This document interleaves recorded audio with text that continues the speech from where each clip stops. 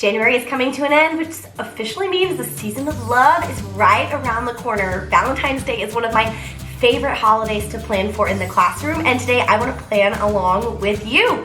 Grab your planner, your favorite pens, but don't worry about the resources. I have those to share with you today. Let's plan together for Valentine's Day. First things first, let's look at my planning setup today. I have my Happy Planner, and what I've done, I've flipped to my February tab. But since I'm really thinking about one day on my schedule, I'm not ready to write things on my days yet. So I just popped this notes page in, and this is what I'm gonna be planning on today. I have our resource that I'm gonna be talking all about, and y'all, it's so much fun. My kiddos love this every year. Got my favorite highlighters, my favorite pens, notes, stickies. We're ready to plan. First things first, I'm gonna think about where in my day this is all going to fit. Now, most of these resources are math resources. So I think I want to find places for these in my math block in the afternoon. Valentine's Day, February 14th. I love doing activities like this on a holiday because you already know it's going to be crazy. So this is such a fun way to capture their attention, but still get some academics in. So let's take a look at some of these resources and think about where they're going to go in my math day. This is the activity that I'm going to be planning with today for Valentine's Day, and it's perfect because it just makes so much sense to the kids. They're like, yep, it's Valentine's Day. This is what we're doing. Love it. So in this PBL, what they're doing, they are planning for their class party, and there's a lot of cupcake drama involved with the class party. So the idea is that their real world connection is making cupcakes for their party. You know, in a PBL, we love a real world connection. There are multiple activities in this. We're going to take a look at each of them today and find places to put them in my Valentine's Day and in your Valentine's Day. So this is the cover. My students probably aren't going to need the cover, so I'm going to set him to the side. These are the instructions. Now, I think I love giving this page to students.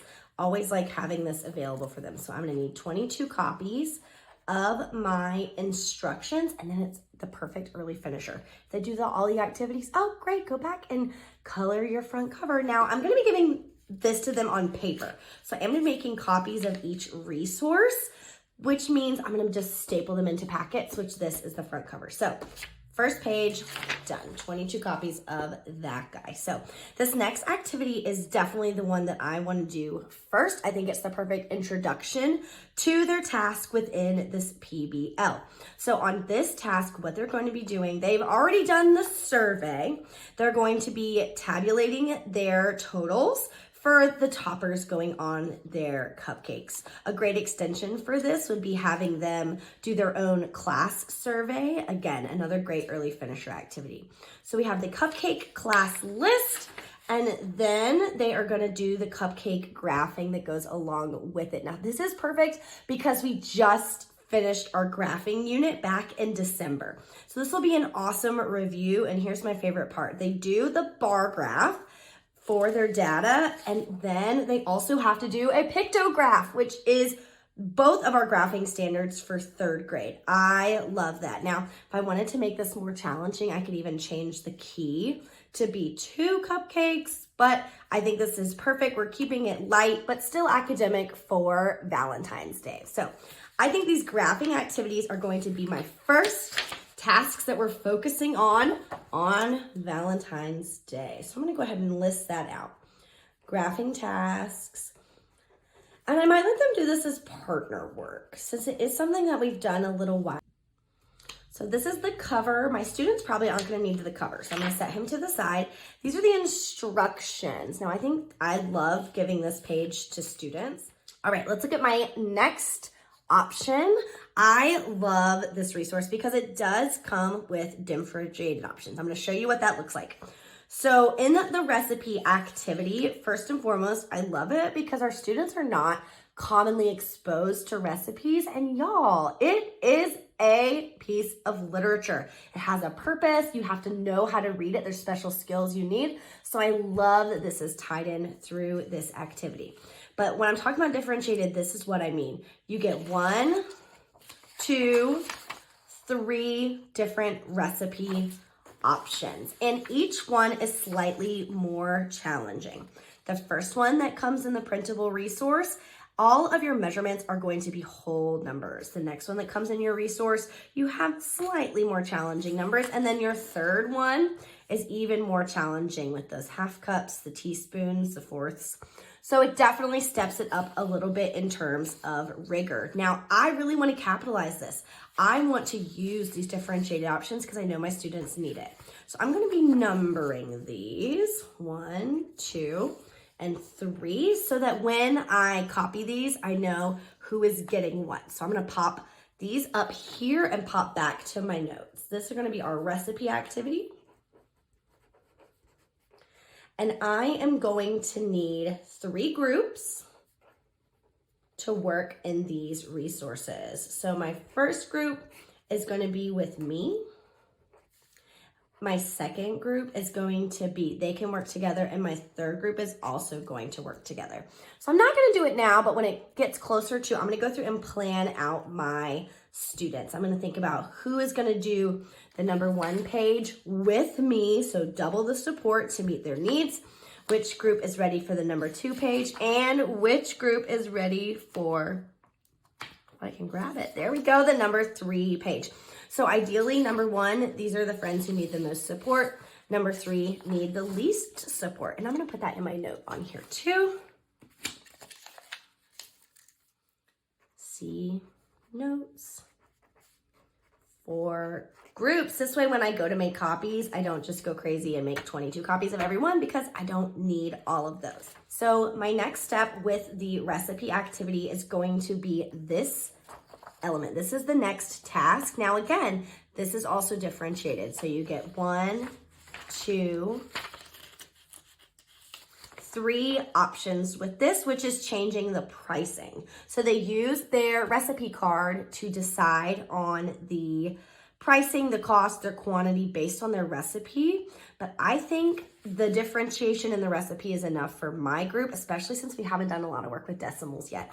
I'm going to just use the number 1 cupcake ingredients task with the differentiated recipe cards. That's the great thing about an option like this. You can differentiate as much or as little as you want. So I'm just going to use page 1.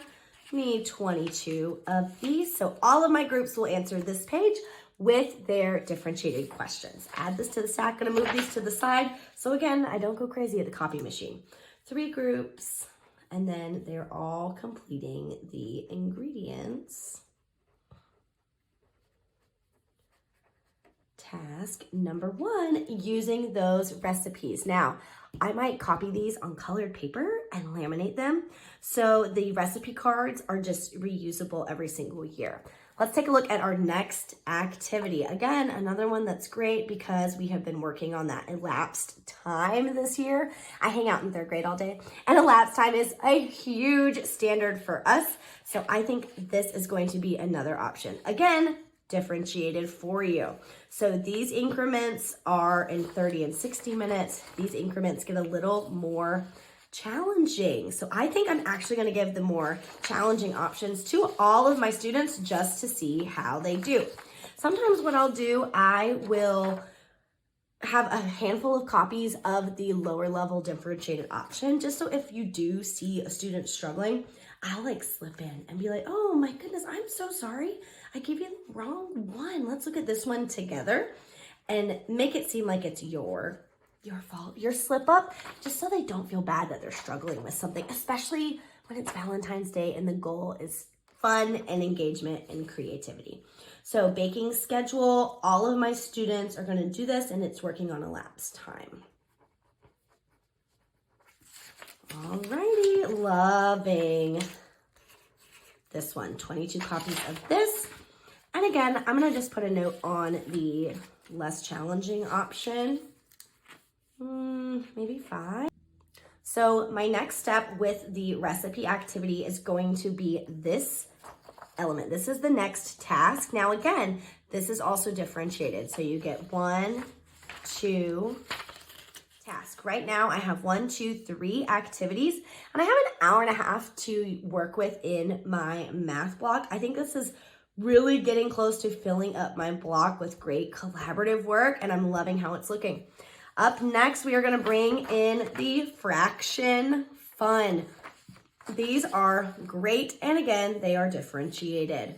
So we have two options. And the difference here is this second question. Blank out of blank cupcakes have a heart topper. The fraction for this is, whereas this task, it is having them create an equivalent fraction. Now, we've started fractions. We have not done equivalent fractions yet. So I am just gonna, again, give all of my students the cupcake fractions because this is something they will all be able to complete. And I think they're gonna feel really successful doing this. Cupcake fractions. I love this resource because with this fraction task, it's parts of a group or like a set model. And that is something that you don't see as often in fractions. A lot of times we just think about like, oh, your pizza is sliced into 8 slices. Whereas this, it's really, they're having to think about fractions, but in that different visual of parts of a group or a set model. So excited to use this. Need 22 of these and my kids are going to love it. I have all 4 activities and I think I have them in the order that I want to do them. The activity that I have happening first are ones that are probably going to take the most time.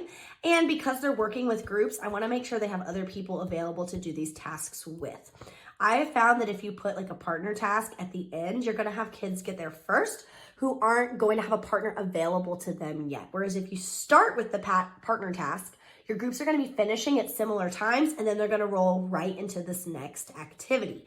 Now, groups 2 and 3 are still going to be independent groups, but they are going to be just working on the same version with the recipe. So these are still independent. As long as they are jumping right into the task, they're going to be fine. While group 1 is going to be working with me with the recipe card and the ingredients task, I'll probably just start with them as they come to me so we can just jump right in. Some of them are probably just gonna like take off on the task. They're gonna totally amaze me. And if that's the case, I'm just gonna release them and let them go on to the next task.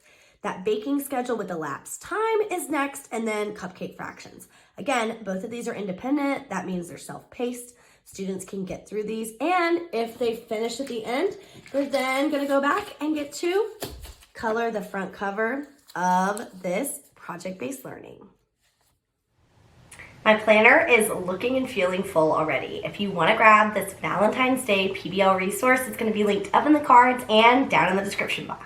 I feel like my Valentine's Day is really starting to shape up. My students are going to love these activities, and I think they make it really easy to bring in some sweet treats into the classroom to celebrate Valentine's Day. Don't worry, I have a few more ideas to share with you. Valentine's Day is truly synonymous with snacks and candies and goodies and chocolates, so I always like to share a treat with my students. I'm gonna try and rope my class mom into getting some cupcakes together after we complete the project-based learning activity, and I always like to give a treat to my kiddos. This year we are doing salty snacks instead of sweet. They're gonna get enough candy. Since I think every holiday truly deserves a day of celebration, I've linked a few of my favorite Valentine's Day read-alouds here for you that I'm going to be working to tie in my reading block that day along with the days leading up to Valentine's Day. If you're looking for some more Valentine's ideas for the classroom, I linked a blog post down in the description box that is overflowing with Valentine's Day ideas for the classroom. I am feeling so ready for Valentine's Day, and I hope you are too. Thank you so much for planning with me, getting ready for the season of love, feeling the love, and feeling lucky that we can spread the love to you guys. As always, make sure you hit that subscribe button. We put out new content every week, and just know we love you, and we hope you have a not so wimpy day. Bye.